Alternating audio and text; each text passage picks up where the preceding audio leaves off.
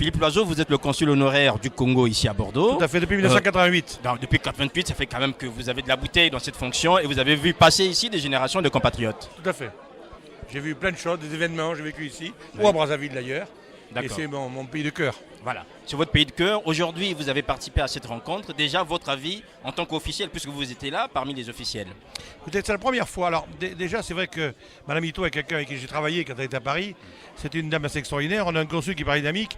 C'est la première fois où je vois qu'on veut vraiment s'occuper sur place de nos Congolais ici. Et ça, c'est un événement nouveau. C'est vraiment, je n'ai jamais vu ça. Et donc, je le prends avec plaisir. Oui, alors vous avez compris, les soucis partagés par les compatriotes, c'est des choses que vous entendez déjà. C'est quelque chose que je vis.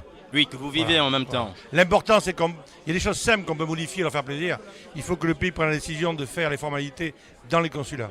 D'abord, ça allègera les ambassades et ça permettra aux petits de ne pas voyager, de ne pas aller à Paris, par exemple, de prendre le train à Paris, coucher à l'hôtel. Il y a des choses qu'on peut faire sur place, des choses simples. Les moyens modernes et les technologies permettent de le faire. Il faut qu'on avance là-dessus. C'est un aussi, il faut avancer. Je sais que le président a été saisi par Mamitois, il faut avancer là-dessus.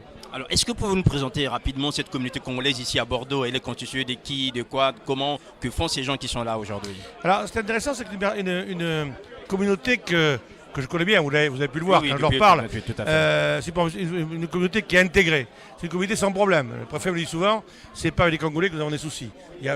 C'est rare que nous avons des soucis. Ce sont des gens qui sont intégrés, qui sont aussi heureux qu'on peut l'être quand on est dans son pays, mais qui sont relativement heureux.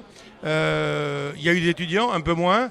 Il y a des gens qui sont intégrés, qui travaillent. Il y a quelques médecins, il y a des gens qui travaillent. Je pense à un monsieur qui a une entreprise de transport. Enfin, ils font des choses, ils vivent, ils sont très solidaires entre eux. Dès qu'il y a un deuil, on se réunit, etc.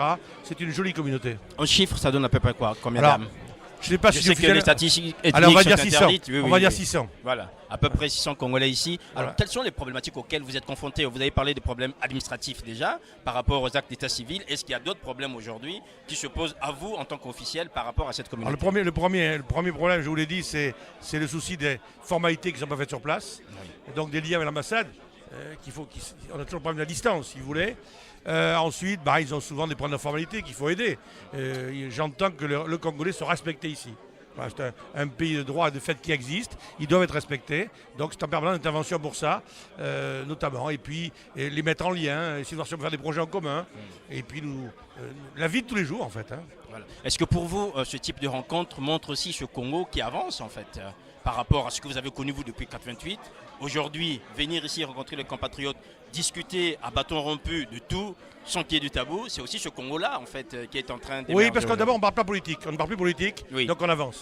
Non, mais on parle des choses sérieuses, concrètes, des souffrances, quelquefois avec vigueur, mais on se parle. Oui. On aime ça de refaire une conférence nationale, mais c'est pas grave. On se parle, on se dit des choses et on avance, c'est important.